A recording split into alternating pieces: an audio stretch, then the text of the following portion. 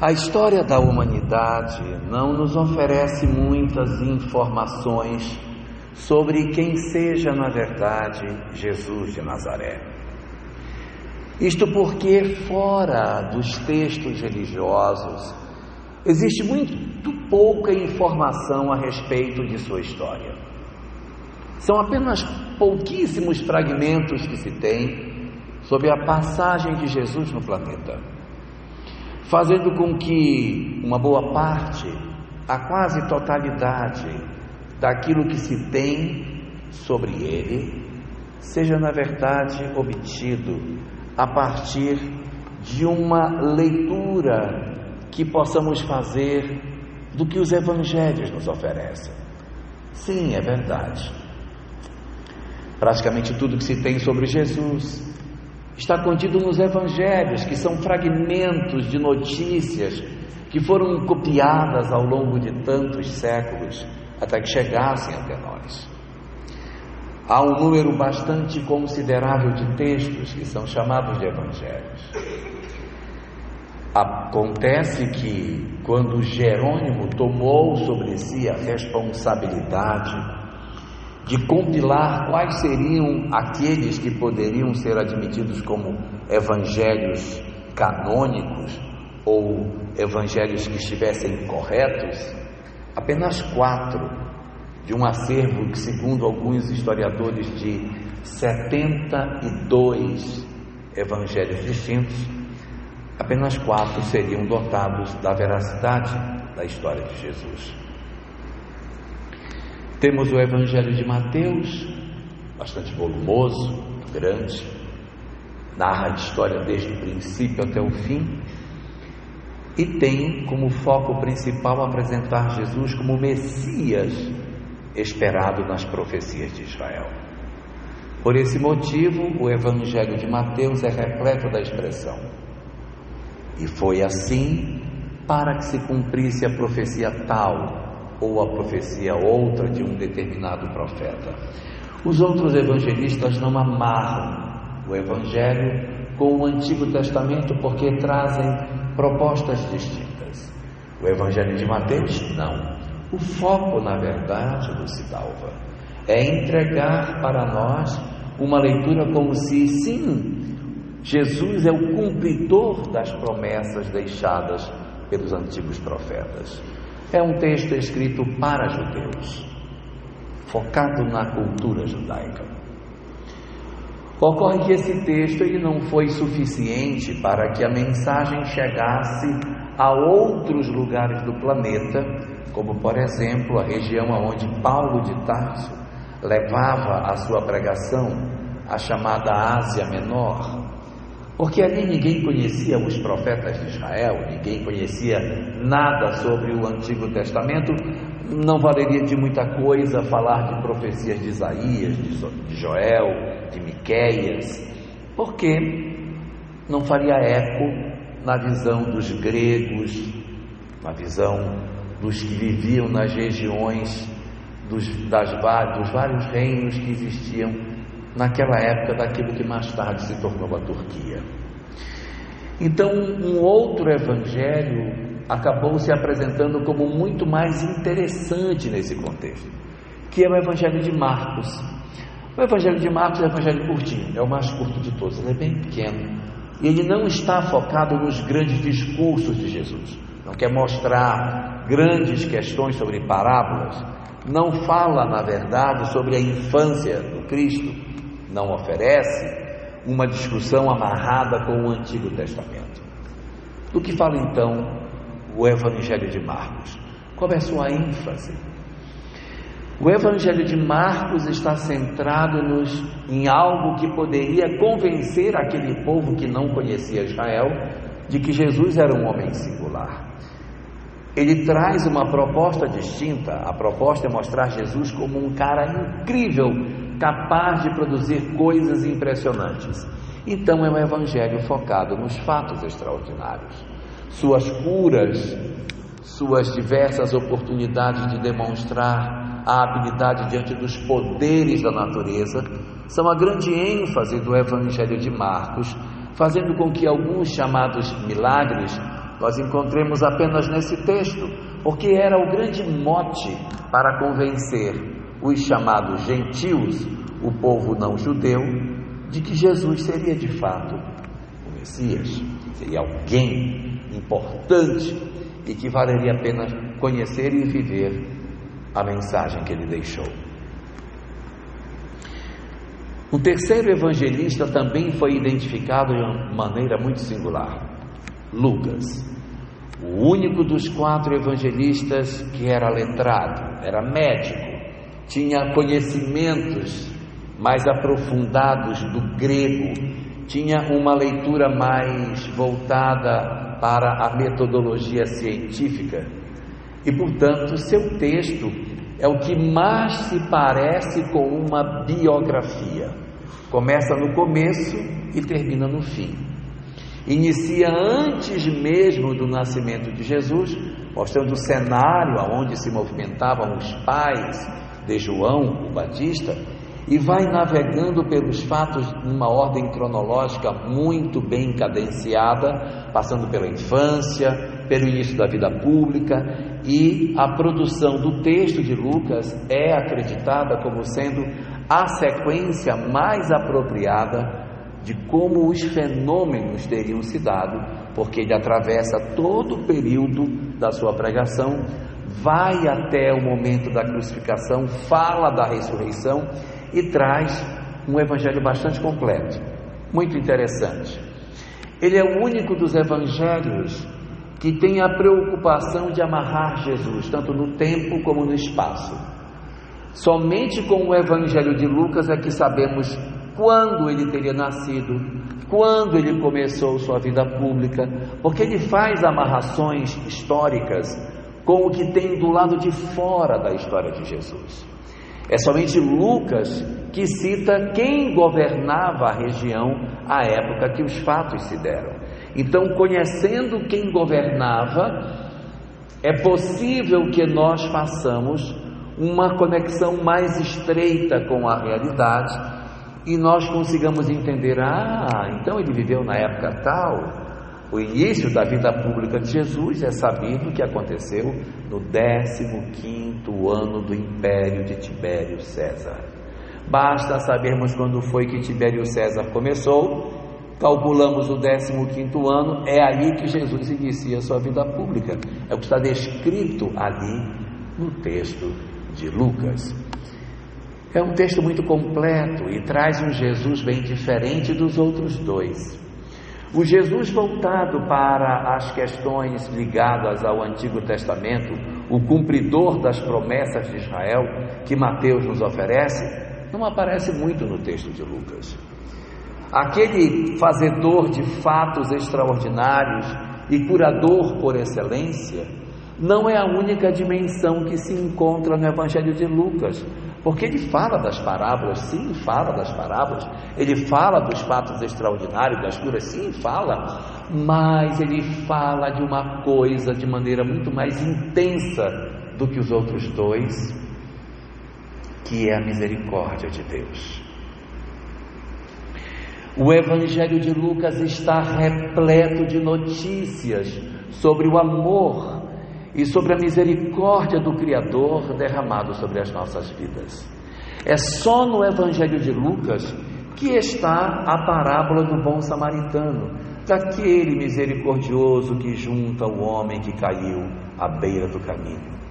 É somente no Evangelho de Lucas que está a magnífica parábola do filho pródigo, que fala da misericórdia de Deus, que ficava olhando da propriedade para ver se o filho voltava, e quando o filho reaparece, corre ao seu encontro para beijá-lo nas fronteiras da propriedade, falando do seu amor e da sua misericórdia.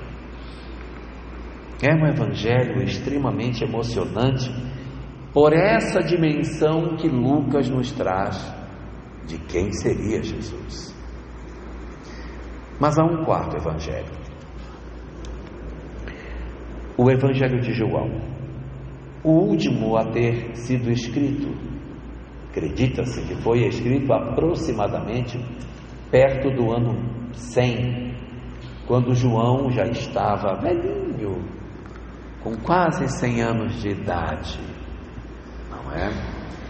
Ele teria construído esse texto dentro de um psiquismo muito mais ligado à Grécia do que a Israel, porque João muito cedo foi expulso de Israel e depois de ter ido de lá, foi morar na Grécia e viveu muito tempo na presença do pensamento grego. E é possível enxergar traços do pensamento helênico naquilo que João teria escrito. E é um texto muito diferente dos outros três, muito diferente. Os três textos, embora essa diferença que exista entre eles, eles também possuem uma característica muito curiosa.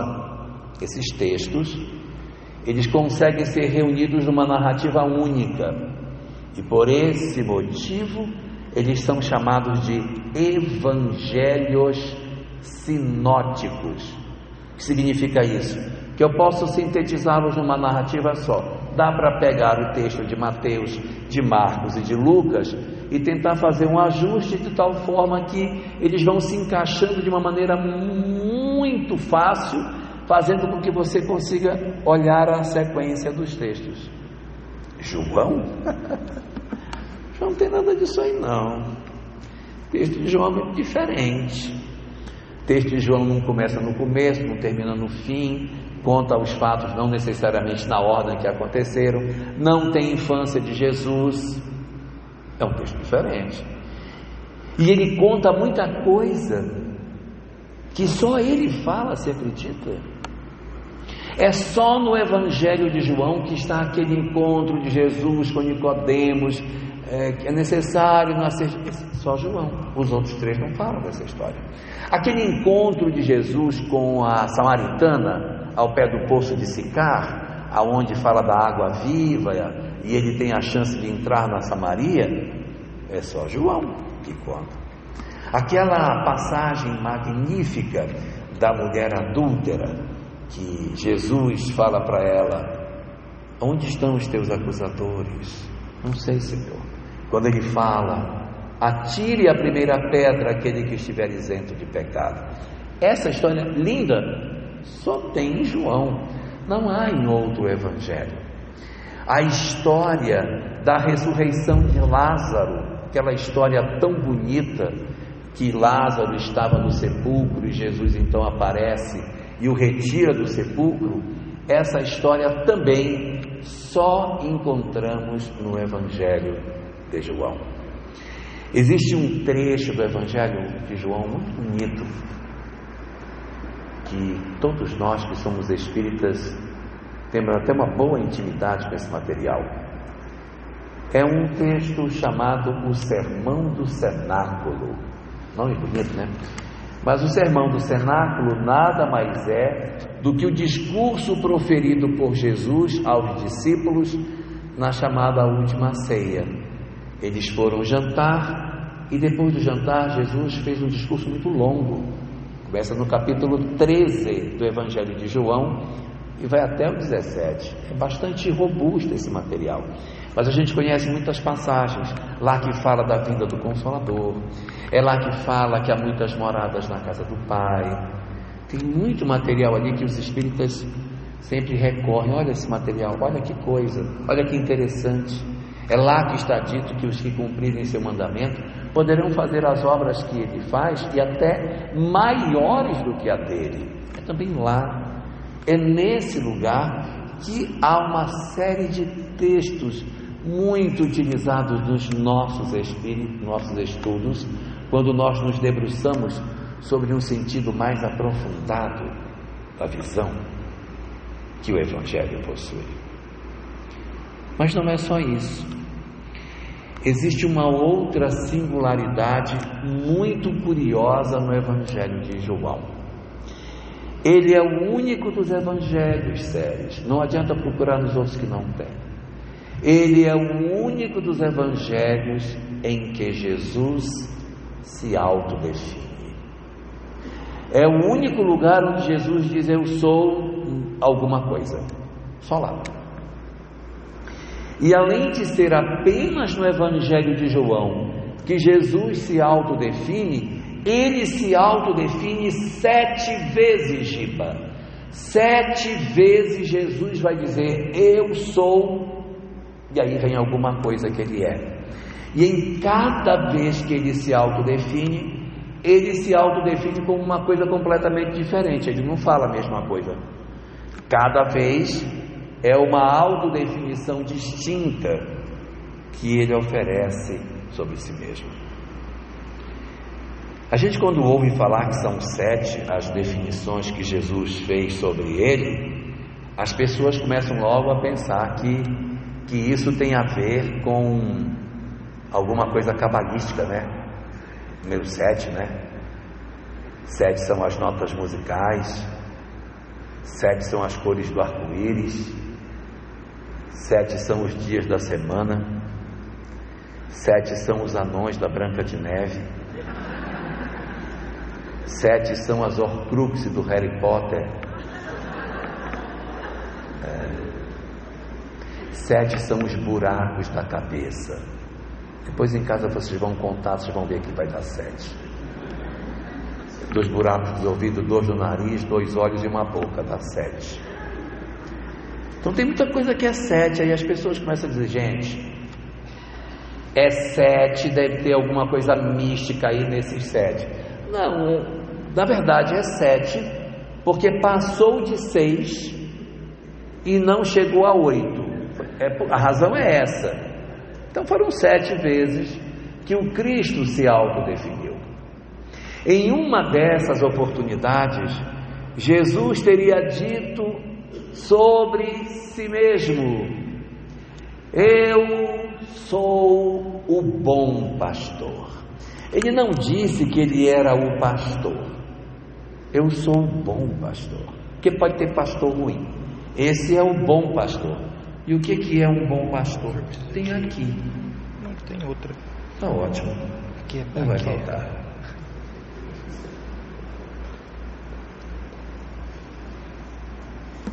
Diz ele: eu sou o bom pastor. E o que é um bom pastor? Ele define o que é um bom pastor. O bom pastor é aquele que dá vida pelas suas ovelhas. Nós não temos muito costume de mexer no Antigo Testamento, mas eu vou contar uma história para vocês. Tem um trecho do Antigo Testamento que conta a luta entre Davi e Golias. Davi, um rapazola, adolescente, magrinho, franzino, que acha que ele pode desafiar Golias, que era do exército contrário, segundo o texto, um gigante. Ele deve ser um homem bastante grande, pesadão, forte. E aí, quando Davi se apresenta para querer lutar, Davi tinha ido levar comida para os irmãos que estavam no campo de batalha. Quando ele chega lá, que ele vê Golias desafiando o exército de Israel, ele se enche de coragem e diz: eu vou lá lutar com ele. E o rei Saul, que estava lá, diz: mas você não tem condição de vencer a batalha, você é um garoto. Ele é um guerreiro, ele é um valente, ele é acostumado a lutar, você não tem nem força para lutar com ele. Não vou deixar você lutar. Não, o Senhor vai me proteger, vai dar tudo certo. E o rei Saul tenta demover Davi de lutar. E aí ele diz o seguinte: meu rei, sou eu que pastoreio as ovelhas de meu pai. Então, como é que a gente pastoreia ovelhas em Israel naquela época? As ovelhas eram protegidas durante o dia, né? E chegava de noite, como é que você protege as ovelhas à noite? À noite você coloca a ovelha dentro de uma caverna e dorme na porta. Dorme na porta da caverna. Imagine. E aí ele diz para o rei Davi, para o rei Saul: quando veio o urso, eu o matei. Quando veio o leão, eu o matei. Eu vou lutar com Golias. Então, mesmo ele sendo um rapaz jovem, ele quer dizer que ele tem coragem, porque ele sentava na porta da caverna, e quando o leão veio para comer as ovelhas, ele matou o leão. Então essa habilidade de enfrentar o perigo é que caracteriza o bom pastor, porque o bom pastor dá a vida pelas suas ovelhas, porque se ele não for habilidoso, o leão come o pastor e as ovelhas de sobremesa. Então você tem que ser realmente valente para ficar na porta da caverna para defender as suas ovelhas. E ele diz: eu sou o bom pastor, e o bom pastor dá a vida pelas suas ovelhas. Pastoreia, cuida. Ele é o pastor da ovelha perdida, que quando a ovelha se perde, vai buscá-la. É o pastor que quando Jesus se refere a ele, diz assim, dessa forma, que as ovelhas conhecem a sua voz. Quando ele chama, elas vêm e se reúnem no aprisco, como se ele fosse um grande cuidador, um grande protetor das nossas almas. Daí que entre essas 7 definições que nós encontramos de Jesus sobre si mesmo, ali está: eu sou o bom pastor. Tem uma segunda, muito conhecida de todos nós, em que Jesus refere-se a si mesmo dizendo: eu sou o caminho, a verdade e a vida. Algumas traduções dizem que não é exatamente isso, que era o caminho da verdade e o caminho da vida, então é o caminho da verdade e da vida. Outros dizem que não, que era caminho, verdade e vida. Há uma discussão sobre isso entre os tradutores, mas a grande questão aqui é mostrar não Jesus pessoa física, mas sua doutrina como o grande roteiro para a libertação das nossas almas. A possibilidade de nós conseguirmos de fato nos libertarmos do círculo vicioso em que vivemos, porque muitas vezes nós não sabemos o caminho a seguir, nós estamos perdidos. 600 anos antes do nascimento de Jesus, houve um grande sábio que viveu na região que hoje é o Nepal. Era um príncipe, seu nome Siddhartha Gautama. Nós o conhecemos mais pelo nome que ele passou a ter depois da sua iluminação, é o Buda. E o Buda dizia que a criatura humana, ela está presa dentro de uma mandala, dentro de um círculo, e vivemos as experiências presas dentro do círculo, e nós não conseguimos sair desse círculo, e aqui nós nos batemos nas paredes e não conseguimos nos libertar, porque a mandala não tem abertura, a mandala ela é fechada. A mandala ela é um círculo fechado, e a criatura humana se bate aqui dentro. Como seria isso? Ódio, mágoa, vingança, remorso. Ódio, mágoa, ódio, vingança, remorso, ódio. E não sai disso. Encarna e reencarna, Adilson, e não faz nenhuma mudança na vida. Ficamos presos na mandala, repetindo as mesmas experiências espirituais séculos a fio, sem conseguir nos libertarmos disso.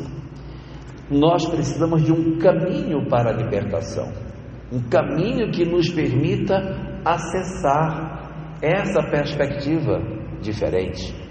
Então, quando Cristo diz que Ele é o caminho, Ele é a rota para que a gente consiga se libertar da mandala.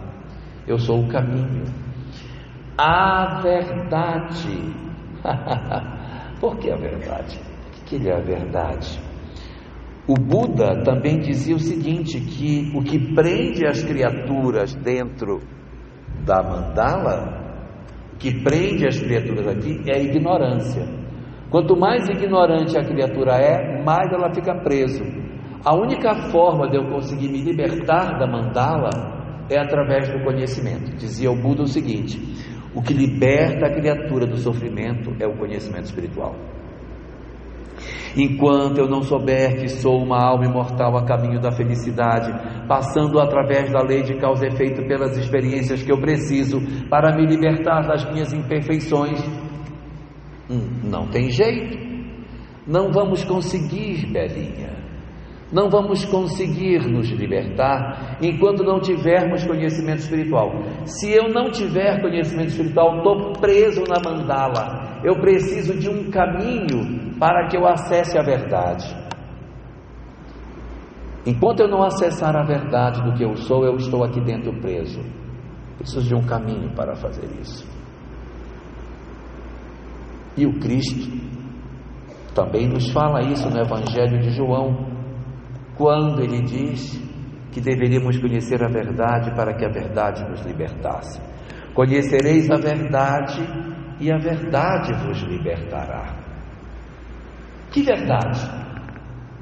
A verdade espiritual. Você tem que saber que você é um espírito imortal, que você reencarna, que existe lei de causa e efeito, que o perdão é a lei da vida para a condição de felicidade das criaturas. Enquanto nós não conseguimos fazer esse processo de ruptura, conseguirmos nos libertar dela, vamos ficar presos aqui dentro. Então eu preciso de um caminho e preciso da verdade. E só depois que eu descobrir a verdade, eu posso ter vida verdadeira. Porque vida verdadeira e plena, só depois que conhece a verdade. Então depois tem acesso a esse material. Então eu preciso de um caminho, preciso da verdade, para alcançar a vida de libertação. E o Cristo apresentava a sua proposta de ensinamento dizendo: eu sou o caminho, a verdade e a vida. Isto é muito interessante quando a gente começa a analisar o comportamento das criaturas. Numa terceira oportunidade, Jesus também se referia a si próprio dando uma outra definição. Ele disse numa certa oportunidade: eu sou a porta. Que porta, pelo amor de Deus? Eu sou a porta.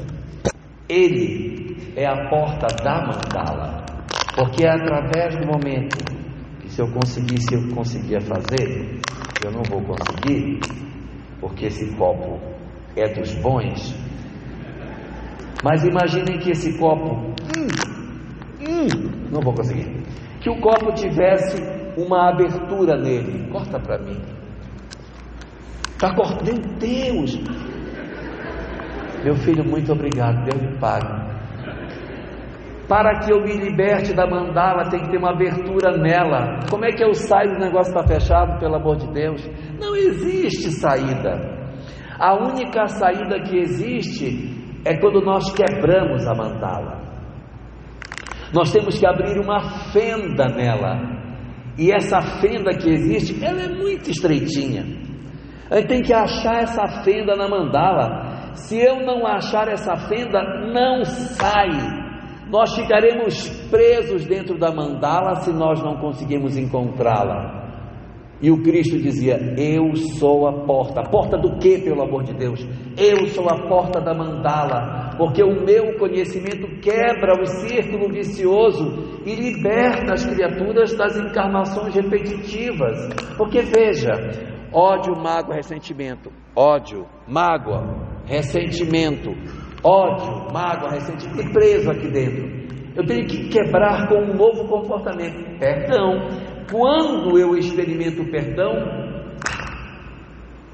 a mandala se quebra. Eu encontro a fenda estreita. Entrai pela porta estreita, porque largo é o caminho que conduz o homem à perdição. Nós vamos descobrir. Acho que não vou conseguir me mexer. Bota isso aqui. Tá bom. Daquele jeito prendeu o meu braço. Então, quando nós temos a possibilidade de abrir essa mandala, nós estamos abertos a outras experiências, a outras oportunidades que eu não via. Essa é a notícia boa. A notícia boa é essa, que a gente quebra a mandala e se liberta. E achamos que nós somos almas agora resolvidas, somos salvos, porque nós quebramos a mandala. Nós vamos viver um bom tempo achando que a gente agora está numa condição espiritual maravilhosa. até descobrir que eu estou preso numa outra mandala que é maior um pouquinho, me batendo nela, porque eu acho lindo o que eu conheço e os outros não conhecem. Eu digo, fulano é muito ignorante, não sabe nada.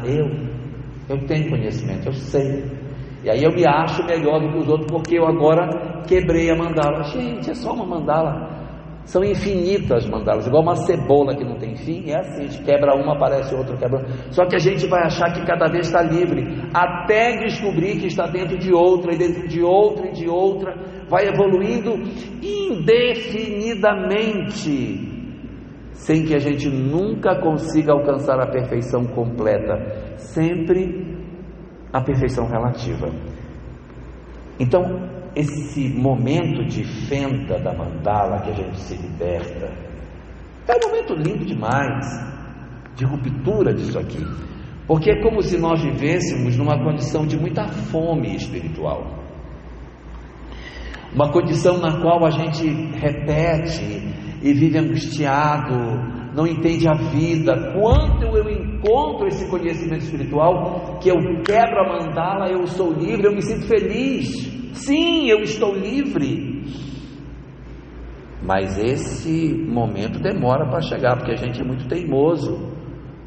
Nós somos espíritos muito teimosos, a gente anda muito devagarinho, muito lentinho, e passam-se os séculos, a gente faz pouca mudança. Então a gente vai sentindo necessidade, já não aguenta mais ser como é. E é por isso que o Cristo nos trouxe uma outra definição dele mesmo. Ele que já tinha dito que era bom pastor, que já tinha dito que ele era o caminho, a verdade e a vida, que disse que ele era a porta, ele também se autodefiniu dizendo: eu sou o pão caído do céu. O pão de quem se alimenta nunca mais volta a ter fome, porque ele está falando de alimento espiritual. Eu sou o pão da vida. Então, quem se alimenta daquilo que o Cristo propõe, liberta-se da mandala, liberta-se da mandala e nunca mais volta a ter fome, porque o conhecimento espiritual nos nutre. Mas se nós não quebrarmos a mandala e ficarmos presos dentro dela, nós experimentaremos muita fome espiritual, solidão, tristeza, angústia, pelo nosso afastamento da lei de Deus. Diz a questão 614 de O Livro dos Espíritos, que o homem só é infeliz quando se afasta da lei de Deus. Então, a gente vai perceber que sim, é necessário que nós encontremos este alimento espiritual, que nós encontremos esta porta, que é resultado de um caminho que tinha uma fenda, e que quando eu passei por ela, eu me libertei da mediocridade humana e descobri uma forma extraordinária de viver. Uma quinta forma que o Cristo também se autodefiniu, também evidentemente no Evangelho de João, todas elas, ele vai dizer que ele é a ressurreição e a vida, e que aquele que crê nele, ainda que esteja morto, viverá. Nos trazendo as notícias da imortalidade, nos falando sim que existe vida após a morte. Não só o fato dele ter ressuscitado, não, mas era só para ele, que só tem vida espiritual para ele, os outros não têm, porque foi só ele que pôde mostrar que tinha vida após a morte. Mas ele contou uma parábola para nós, ele contou uma parábola disso, que é a única parábola de Jesus que tem personagem com nome. Nenhuma tinha nome, era sempre um homem, um agricultor, o dono de uma vinha, um administrador, ninguém tem nome. Mas tem uma parábola que um dos personagens tem nome: parábola do rico e Lázaro. É a única que tem nome. E se a gente bem lembrar, na parábola do rico e o Lázaro, o rico estava do outro lado da vida, sentindo o sofrimento, e ele estava com a individualidade que ele tem. Ele não estava dormindo, ele estava com a individualidade que ele tem. E aí o Lázaro estava no colo de quem? No colo do pai Abraão. Abraão também estava vivo, ou seja, tem vida após a morte. Ele está falando que Lázaro está vivo do lado de lá, que Abraão está vivo do lado de lá, que até o rico que foi mal também está vivo do lado de lá, em condições de felicidade diferentes. Mas a ideia da imortalidade da alma era muito presente no pensamento de Jesus. E quando ele vem falar sobre o fato de que ele é a ressurreição e a vida, é a perspectiva de oferecer a nós, não somente no sentido espiritual de renascermos, de ressuscitarmos, de reencarnarmos, porque reencarnação e ressurreição era um conceito confuso para os judeus da época de Jesus, mas a ressurreição dentro da própria história de vida, a possibilidade de que alguém de nós que vive uma história sofrida do envolvimento nas drogas, que perdeu o rumo das suas histórias, que sentiu um golpe muito profundo no seu coração, experimenta por algum motivo a amarga experiência do luto, e que sente com justa razão a ausência de seus entes queridos, poder encontrar no pensamento de Jesus a leitura efetiva de que sim, que a vida continua, existe sim vida do lado de lá e vida do lado de cá, porque quando nós passamos pela experiência do luto, é muito comum nós dizermos, é compreensível, nós somos humanos, dizer: a minha vida acabou, eu não tenho mais como, não tenho mais condição de voltar ao trabalho, não quero mais voltar a nada, eu vou desistir de tudo, vou deixar a vida correr e vou me entregar a mim mesmo. Não!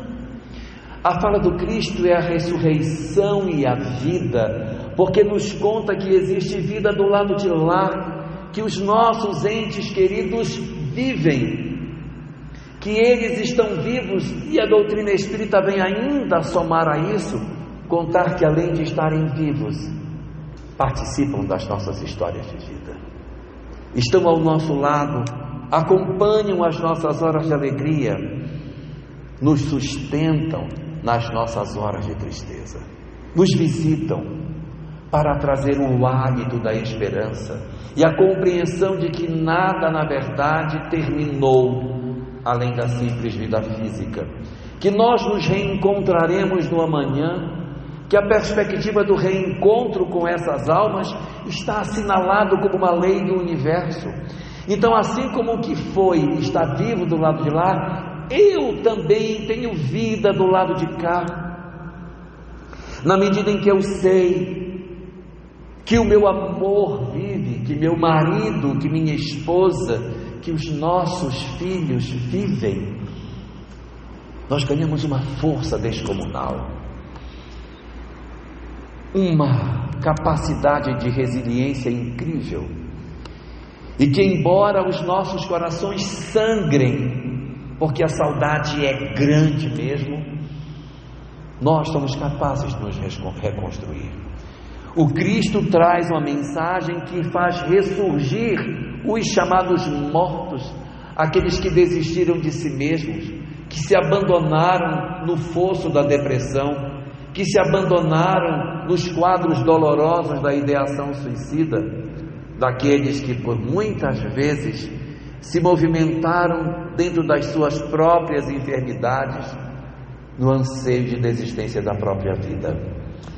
Diz a doutrina espírita que ninguém pode fazer nada que nos afaste de Deus, nada. Não existe nenhuma atitude que a criatura humana possa fazer que Deus diga: eu desisti de você. Todos temos um encontro marcado com a felicidade, e portanto os nossos filhos, os nossos amados, os nossos pais, todos aqueles a quem amamos, viverão para sempre e nos aguardarão do outro lado da vida. E nós, quando tomamos contato com essa mensagem que nos levanta da condição de desistência de tudo, promove em nós também uma ressurreição, porque a gente retoma e recomeça as nossas histórias. Às vezes por entre lágrimas, é verdade, mas com o tempo nós vamos nos fortalecendo. E a doutrina espírita traz muitas consolações, não só pelas verdades filosóficas que nos entrega, mas pela própria mediunidade que nos permite, Daniela, esse contato com aquele que já foi, por uma carta consoladora, por um contato direto na minha casa, em que eu vejo o meu filho, que eu sinto o perfume dele, que eu sinto que ele me abraça. Essas experiências são sempre muito importantes para que a gente sinta que nenhum de nós chegou ao final da linha. Se nós nos aproximamos da mensagem de Jesus, nós podemos sim recomeçar as nossas histórias, Vanessa. Não existe nenhuma movimentação que façamos que pode dar a nós a sensação de que Deus desistiu das nossas almas. Não. O nosso encontro com a felicidade é o destino inevitável de todos nós. E é por isso que os nossos corações são convocados a esse processo de ressurgimento quando entramos em contato com a mensagem renovadora da doutrina espírita. Há uma sexta também frase que o Cristo usou para se autodefinir. Para quem se perdeu, é a sexta, tá? Eu já falei que Ele é o bom pastor, que Ele é o caminho, a verdade e a vida, que Ele é a porta, Ele é o pão, Ele é a ressurreição e a vida. Eu vou para a sexta. A sexta diz que Jesus, lá naquele sermão, já no último sermão, o sermão do cenáculo, conversando na despedida com os discípulos, Ele disse: eu sou a videira verdadeira e vós sois os ramos. É engraçado que Ele não disse: eu sou um pé de açaí. Ele não falou, não disse: eu sou um pé de cupuaçu. Não falou. Ele diz: eu sou a videira. A videira é a árvore que dá a uva. Vocês já viram, né? Já viram como é que a uva surge? Já viram que a uva nasce uma uva aqui, aí nasce uma outra uva assim, não é assim que nasce a uva? Não é não. A uva dá em cacho. Dá um cacho de uva aqui e dá um outro cacho. A uva não nasce sozinha. A uva não é manga. Uva é uva, manga é manga. A uva só dá em cacho. Porque se Ele é videira, como é que a gente deve se organizar para servi-lo? Em cachos. Nós não servimos a causa isolados uns dos outros. Ninguém faz nada com uma. O que eu faço com uma uva? De repente joga até numa salada de fruta, mas não vai servir de muita coisa. A gente só consegue fazer a uva ter sentido quando a gente trabalha o coletivo delas. Quando você junta.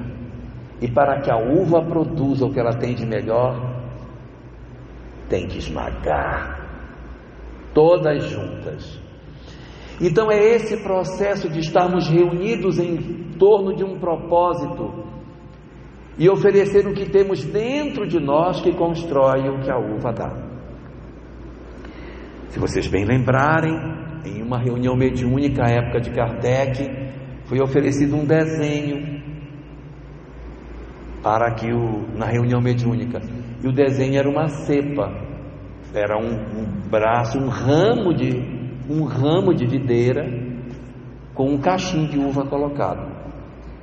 E se a gente bem olhar, os cachos costumam ter o formato do coração, porque é isso que a gente tem que fazer. Nós temos que descobrir que o nosso propósito é todo mundo junto. Ele é a videira e nós somos os ramos, a cepa, e cada cepa vai oportunizar o surgimento dos cachos, aonde estarão cada um de nós que seremos os servidores da causa. Se por algum motivo alguém chegar e cortar o ramo da árvore ligado na videira, o ramo morre. Porque eu sou a videira e vós sois os ramos. Nós não prosperamos distante de Jesus. Nós não prosperamos quando a gente acha que não precisa. Não, isso aí é tudo ultrapassado, quero saber disso não. Gente, nós temos tanta sede de paz, que o nosso desejo de nos apartarmos do ramo da sua videira, das suas raízes, demonstra o nosso orgulho, demonstra o nosso desconhecimento do quão frágeis nós somos. Porque somente quando nós descobrimos as fragilidades que nós temos à mira, é que nós podemos verdadeiramente nos dedicarmos à tarefa, sabendo que estamos conectados ao bem. Aquele que se desliga, que se desconecta do grupo, tem grande chance de fazer bobagem. No livro Paulo Estevão, há uma passagem muito interessante que narra um momento em que Paulo de Tarso faz uma viagem com Barnabé e eles estão levando junto o jovem João Marcos, que é um pouco mais velho do que o Victor. Cadê o Victor? Um pouco mais jovem que o Victor. Se o Victor não está, cadê o Vitor? Muito bem, Victor. O João Marcos tinha 14 anos, era mais jovem, e não sei porquê era um adolescente rebelde, não queria lavar as panelas, não queria cuidar das coisas. E aí Saulo diz para Barnabé: nós temos que devolver o rapaz para a mãe, ele está aqui a pulso, não dá certo. E quando ele decide que o garoto vai voltar para a mãe, ele diz para ele o seguinte: você vai voltar para sua mãe, mas antes eu quero lhe dar um recado. E o recado é maravilhoso. Ele diz: nós caminhamos em fila para Jesus, uns sustentando os outros. Se você se desligar do nosso grupo, você ficará sozinho, e sozinho você não vai. Você terá que esperar um outro grupo vir para que você se junte a ele e você consiga caminhar. Então aproveite a oportunidade, não se desconecte do grupo, porque se você se desconectar, você desacelerará sua marcha e precisará de outro grupo que sabe lá Deus quando vai acontecer para conduzir. Volte para sua mãe, mas não se aparte de nós, porque o nosso grupo está caminhando na direção do Cristo. Então essas definições falam muito dessas características extraordinárias que Jesus tinha. Mas há uma entre as 7 que é nosso objeto de interesse maior na nossa noite de hoje. É quando Jesus, se autodefinindo, ele diz: eu sou a luz do mundo. É tão profundo isso, porque se ele está dizendo que ele é a luz do mundo, ele está querendo dizer que o mundo sem ele está no escuro. Que escuro seria esse que o Cristo estaria se referindo? Ele estaria falando da mandala. Se nós não temos a luz, como eu vou achar a fenda? Como que eu vou achar a porta de saída? Se eu andar às apalpadelas, vai ser muito mais difícil eu encontrar a fenda que me liberta.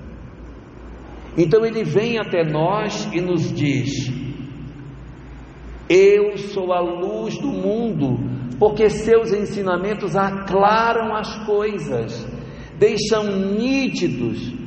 nítido para todos nós o que é que nós temos para fazer. Porque muitas pessoas poderiam dizer assim: eu tenho uma vontade enorme de evoluir, mas eu não sei o que tem que fazer. Queria tanto que alguém me ensinasse, mas eu nem sei o que é. Jesus já deixou, o roteiro está todo pronto. O roteiro está pronto. O que é que eu tenho que fazer? Séries Costa, eu tenho que seguir o caminho que ele propôs, porque nos ensinamentos do Cristo estão a essência da felicidade humana. Nós não devemos procurar os ensinamentos do Cristo com uma visão teológica, com uma visão no sentido de uma adoração a Ele. Não é para adorá-lo, não é para vê-lo como um objeto de adoração, de culto. Não, é para verdadeiramente viver, como bem a Séries lembrou quando estava aqui na prece. Os ensinamentos do Cristo precisam ser conhecidos, estudados, meditados, refletidos, mas essencialmente vivenciados. Sim, não adianta nada a gente ter todo o conhecimento e não viver. Não adianta eu ser doutor em Evangelho e não viver o que está lá. E este viver o que está lá é nós entendermos a essência do comportamento que o Cristo nos oportunizou entender na vida prática. O ensinamento do Cristo não é uma alegoria. O ensinamento de Jesus não é para ser visto como um conjunto de ditados filosóficos bonitos. Não é esse o objetivo.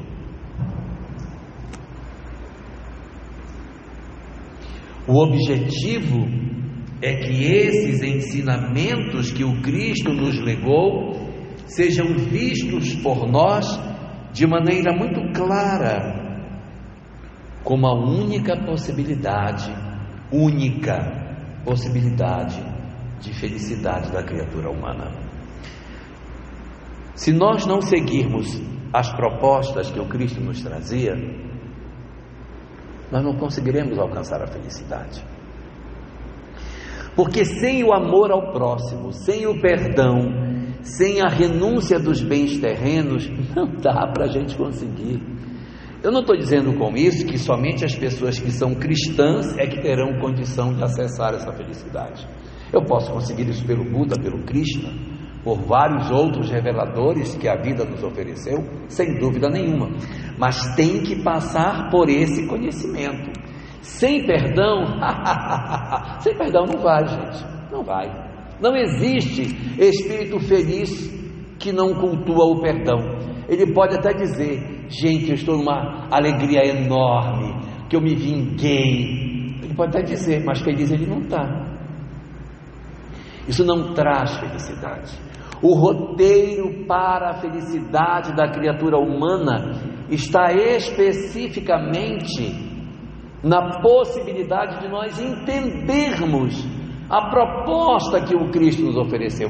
É aí que está a chance de libertação e de grandeza das nossas almas. E entre as 7 frases que o Cristo utilizou para se autodefinir, esta é a única das 7 que tem uma singularidade que nenhuma das outras tem. É a única das falas se autodefinindo que ele dividiu conosco. Porque além de dizer: eu sou a luz do mundo, ele também disse: vós sois a luz do mundo. Querendo representar que ele em si traz a doutrina que ilumina a humanidade, mas que cada um de nós individualmente possui uma contribuição para iluminar o planeta. Se nós conseguirmos fazer o nosso processo de transformação íntima, se nós conseguirmos transformar verdadeiramente as nossas vidas, é como se nós acendêssemos uma pequenina luz na escuridão. Cada um de nós que promove a sua mudança pessoal está com esse processo de mudança contribuindo para a iluminação do planeta. Muitas vezes as pessoas acreditam que a floresta é verde, mas a floresta não é verde. O que é verde são as folhas das árvores que compõem a floresta. Quando você olha o conjunto, você diz: a floresta é verde, mas ela não é. É porque cada folhinha se tornou verde e o coletivo seguiu essa mesma cor. Então é assim que o nosso planeta se ilumina. ele se ilumina quando cada um de nós, aproximando-se da mensagem de Jesus, estabelece para si mesmo a decisão de mudança interior, de fazer uma mudança na sua vida. E aí inicia um processo, como o Buda gostava de chamar, quando ele falava de mandala, ele dizia: quando a gente quebra a mandala, sabe o que a gente alcança?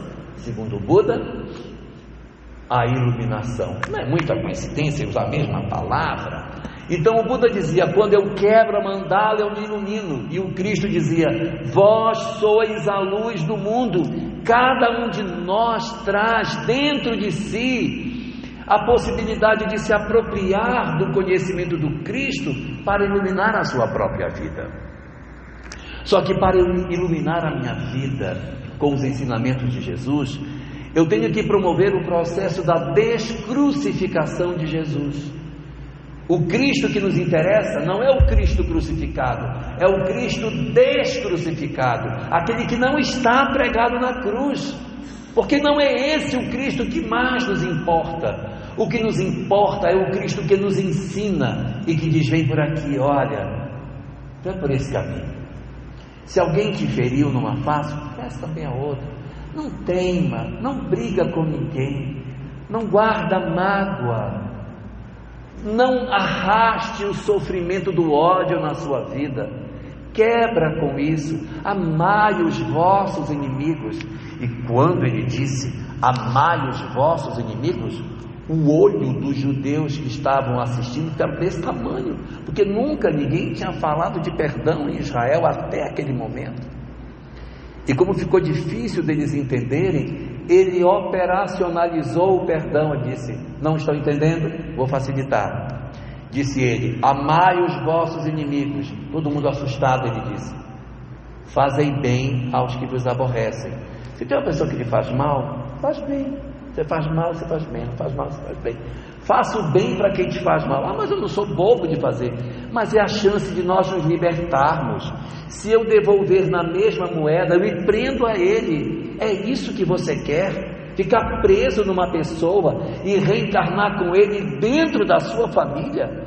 Se é isso que você quer, não perdoe. Guarde mágoa, guarde ódio e aguarde que ele vai aparecer em casa na próxima. Mas se você quer ter uma vida mais feliz, liberte-se disso, perdoe. E aí você pode me dizer: ah, mas aí não tem graça. Eu perdoo e aí ele vai tirar toda a culpa que ele tem. Muito bonito. Não, ele vai ficar com a culpa dele. Não. Segundo a doutrina espírita, quando eu perdoo alguém, eu não tiro a culpa que o outro tem. Isso é muito importante que a gente entenda. Quando eu perdoo alguém, não muda o que acontece dentro do outro, porque se devemos é para a lei e para nós mesmos. Como diriam os mineiros, o mal está em mim, está dentro de mim, não está na minha relação com o outro. Às vezes a gente ouve muitas pessoas dizerem: ah, fulano prejudicou Beltrano, ixi, está devendo para o outro. Ninguém deve para ninguém, gente, porque se devesse tinha que ter um boleto para pagar. Não tem boleto. Nós devemos é para nós mesmos, porque é a nossa consciência que não nos deixa em paz. Quando eu perdoo alguém, eu não mudo dentro de quem me agrediu o que aconteceu, eu mudo dentro de mim, porque quando eu perdoo, eu me liberto, e ele, sei lá com quem que ele vai se encontrar para se resolver, não é mais necessariamente comigo. Posso até voltar com ele se eu quiser, mas eu não tenho mais necessidade, pela lei de causa e efeito, de reencontrar com esse espírito. Observemos Jesus, que perdoou os que o prejudicaram e se libertou deles, mas eles seguiram as suas histórias exatamente em função das suas dores, foram encontrar, não faço ideia com quem para se resolver, Pilatos, Herodes, Judas, sei lá por onde eles andaram, mas não foi mais com Jesus, porque o perdão nos desatrela do agressor. Isso é muito importante que a gente entenda. É esse Jesus terapêutico que a gente precisa encontrar. O Jesus que nos propõe o amor, que nos propõe que nós, diante do inimigo, façamos esse movimento. Ele faz o mal para mim, aí você faz o bem para ele. Só que tem vezes que a pessoa é tão ruim que a gente não consegue nem fazer o bem para ela, porque você quer fazer e a pessoa até não aceita. Você diz: eu vou tentar facilitar para fulano, eu vou fazer o seguinte, ele vai chegar, vou fritar um ovinho com arroz com ovo muito gostoso, né? Vou preparar para ele quando chegar, tá quentinho. Ele faz muita raiva para mim, mas eu não quero isso, eu vou preparar um arroz com ovo. Aí você prepara, quando ele chega: olha, eu preparei isso para você. E ele olha e diz: tem veneno? Está fazendo para mim? Tem algum veneno aí dentro. Vai chover? Você está com alguma doença grave, vai morrer amanhã. Então a pessoa nem aceita. Então às vezes eu quero fazer o bem e não consigo. Então Jesus facilitou: amai os vossos inimigos, fazei bem aos que vos aborrecem. Não consigo. Então vamos mais embaixo: bendizei os que vos maldizem. A pessoa fala mal de você, aí você fala bem dela. Ela fala mal, você fala bem. Ela fala mal, você fala bem, para poder ir tirando essa coisa de dentro de você. Isso pode ajudar muito, porque quando a gente ouve uma pessoa que fala mal de nós, a gente devolve, piora, porque o outro fica com mais raiva ainda, então vai piorando a situação. O melhor é que a gente consiga realmente perdoar. Mas se eu não consigo fazer o bem, que são atos, se eu não consigo falar bem, que são palavras, atos, palavras, pensamentos, vai para a terceira etapa: orai pelos que vos perseguem e vos caluniam. Porque aí orar é mais fácil, porque eu não tenho que fazer o bem, nem tenho que falar bem, vou só orar. Experimente orar por quem você não gosta, ver como é difícil. Senhor, proteja aquela pessoa pouco, ajude mais ou menos. É ruim orar, porque o nosso coração fica muito pesado. Depois vocês pegam o Evangelho segundo o Espiritismo, capítulo 28, item 46, e vejam o modelo de oração que o Kardec propõe para nós, a gente fazer com as pessoas que a gente não gosta. Mas é esse que é a luz do mundo. A luz do mundo não é um Cristo de palavras decoradas, não é um Cristo de rituais, não é um Cristo deificado, não é um Cristo adorado, é o Cristo vivido, gente. É esse que se converte na luz do mundo. Que aquele outro Cristo ritualístico, de repente ele não consegue mudar a mim. O que vai fazer eu realmente mudar é quando eu decidir que eu vou trabalhar, sim, para que eu consiga interpretar nos meus dias essa luz do mundo, sendo eu também uma luzinha que vai se acendendo, que vai se transformando nessa longa jornada que o planeta oferece para todos nós. Nós temos grandes oportunidades de crescimento na medida em que nós nos aproximamos da mensagem que Jesus nos deixou. Ele tem para nós muitas lições extraordinárias, e nós podemos ser um contributo efetivo dessa mudança que o planeta opera, se a gente realmente fizer a mudança que a gente tem para fazer. Ocorre que muitas vezes a gente parece um bichinho preguiça, tem uma preguiça de mudar miserável. Então já temos a possibilidade de ser luz do mundo e não somos, e dizemos: é tão difícil mudar, Jesus vai entender. Gente, quem tem que entender sou eu, não é ele. Então a gente não pode retardar mais a nossa possibilidade de ser luz do mundo, porque se a gente tiver a oportunidade que estamos tendo, com o conhecimento que o Cristo nos trouxe, apresentado de maneira tão clara como a doutrina espírita nos dá, e a gente não se decide a mudar, a nossa situação está complicada.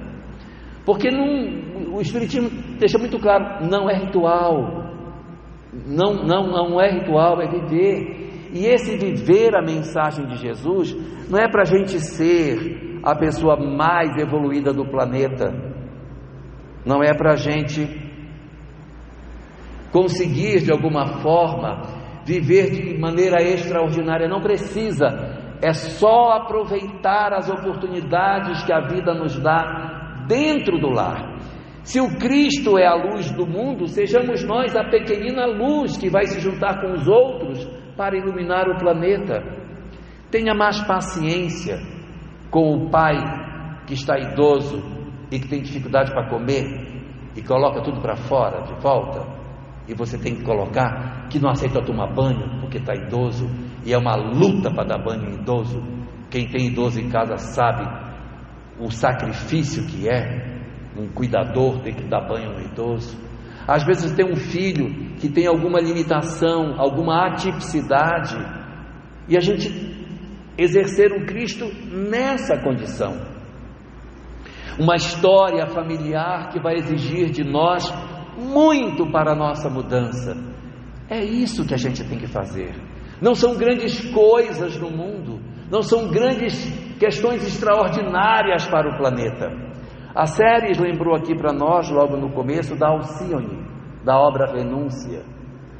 A Alcione nunca fez grandes coisas no planeta. Ela se dedicou só a uma coisa: família. E era um espírito grandioso. É isso que a gente tem que descobrir. Onde está a nossa tarefa por excelência? Aonde eu poderia exercer o papel de interpretar a luz do mundo que eu posso ser? O meu pequenino pirilampo que eu posso ser nessa noite escura, é ali, no meu lar, aonde eu vou vencer a minha dificuldade. Eu vou quebrar a mandala que eu tenho em casa, que já faz muitas encarnações que eu venho tendo uma família difícil. Então muda, move o teu coração para que você não tenha que viver de novo essa mesma história em uma outra existência. A proposta do Cristo, portanto, nas nossas vidas é oferecer a todos nós a chance de nós nos libertarmos das nossas próprias dores. A libertação vai se dar pela transformação que nós iremos operar. Não esperemos que o mundo mude lá fora para que a gente possa mudar.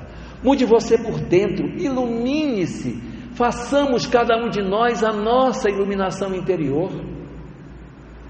Ainda que o mundo não veja, não importa se o mundo não vê, façamos nós a nossa mudança pequenina para o planeta, mas tão grande para nós. O Cristo, a luz do mundo, que ilumina a história de cada um de nós com os seus conhecimentos, que mostra o caminho, que nos alimenta, que nos protege como bom pastor, que nos oferece a verdade, que nos dá a vida. Esse que nos sustenta como sendo a videira verdadeira, que faz com que a gente ressuscite das nossas mortes espirituais, não vai nos abandonar. Muitas vezes nós queremos que o Cristo apareça nas nossas vidas acalmando a tempestade que a nossa família tem. Que o marido pare de beber, que o filho deixe as drogas, que a minha filha se organize emocionalmente, se liberte de uma depressão, que o pai ou a mãe tenham mais facilidade de convivência, que o relacionamento familiar fique mais fácil. Queremos que Deus venha e que Jesus compareça, estenda as mãos sobre a nossa família e faça com que a tempestade cesse e que o mar fique tranquilo e a gente consiga caminhar com tranquilidade. Muitas vezes Ele vai conseguir fazer, muitas vezes o Cristo comparece e acalma a tempestade que o nosso lar possui, mas haverá situações em que Ele não vai acalmar a tempestade, não vai ser possível acalmar, pela dureza do coração daqueles que conosco convivem. E quando o Cristo não acalma a tempestade, Ele acalma o marinheiro que somos nós. Porque um marinheiro calmo, Daniela, um marinheiro que tem a certeza de que Deus está no controle de todas as coisas, um marinheiro que sabe da lei de causa e efeito, sabe o que é família, sabe o que são as leis espirituais, um marinheiro que conseguiu abrir a mandala, que se libertou, mesmo que o mar esteja encapelado, ele consegue levar a nau até o porto seguro, porque tem uma bússola para se guiar na tormenta. Esta é a luz do mundo que pode iluminar as noites escuras e tempestuosas da nossa vida. E se o nosso barco balança de um lado para o outro na tempestade, nós sabemos que a luz existe, que a luz aponta o caminho para que nós encontremos a verdade da vida. Aproveitemos o conhecimento da luz do mundo, quebremos a mandala que nos prende nas encarnações de baixo teor evolutivo e alcancemos desde agora a felicidade que nos está reservada pela vitória sobre nós mesmos, pela vivência do amor. Muito obrigado. Querido Senhor das nossas vidas, reunidos em torno da Tua mensagem de luz, os nossos corações, cansados de tanta dor, de tantas angústias e de tantas aparentes derrotas, comparecemos diante de Ti para Te falar do nosso cansaço, das nossas angústias, porque os caminhos que escolhemos para as nossas vidas não nos ofereceu a felicidade que buscávamos. Nossos corações feridos pelas experiências que buscamos ao longo desta existência trouxeram para as nossas almas dores ainda maiores do que aquelas que nós já portávamos de outras existências. Por isso, Senhor, exaustos de tantas lágrimas, reconhecemos na mensagem do Teu Filho Jesus o conhecimento suficiente para que nós consigamos libertar a nós mesmos das nossas angústias. Viemos Te pedir, Senhor, que nos ajudes a descobrir o valor do perdão nas nossas vidas, abrindo os nossos corações para que a luz do Teu Filho Jesus invada a profundeza do nosso ser, retirando do fundo das nossas almas as dores, as mágoas profundas que estão nos impedindo de sermos verdadeiramente felizes.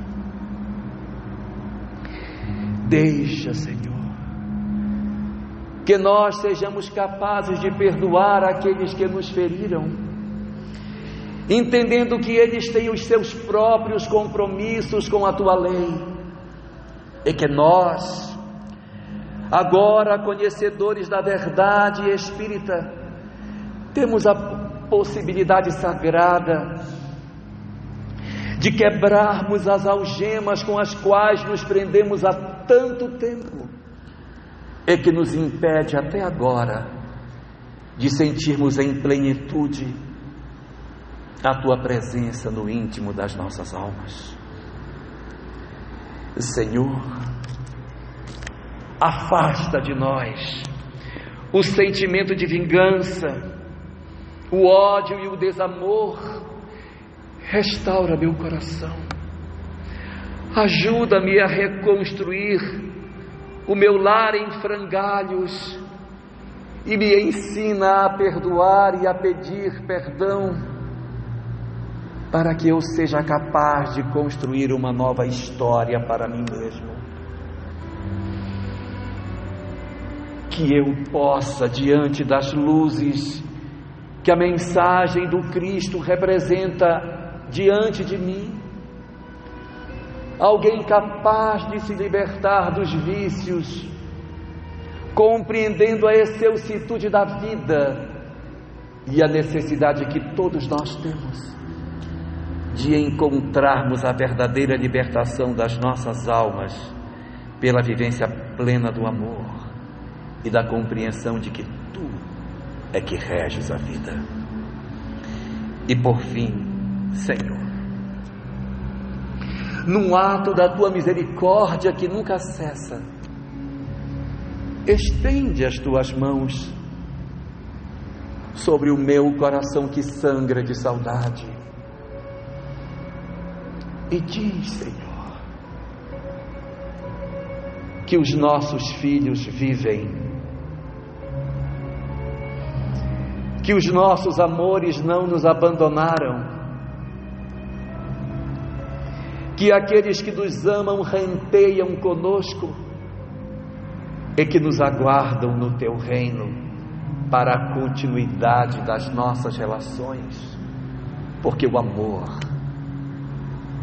é a maior força do universo, porque vem de Ti. Certos, Senhor, de que Tu não nos desamparas, de que as Tuas luzes incessantemente se derramam sobre todos nós, nós Te pedimos, vem, Senhor, e cura os nossos corações que sangram, liberta-nos da ignorância que nos impede de sermos capazes de ver a Tua presença derramada sobre os nossos dias e ilumina as nossas almas com os ensinamentos de Jesus, tornando-nos de alguma forma também contribuidores para a iluminação do planeta. Nós nos confiamos inteiramente aos Teus cuidados e Te pedimos que Tu nos abençoes, que Tu ilumines os nossos melhores propósitos e que guardes as nossas almas sob a Tua proteção de infinito amor e de infinita misericórdia.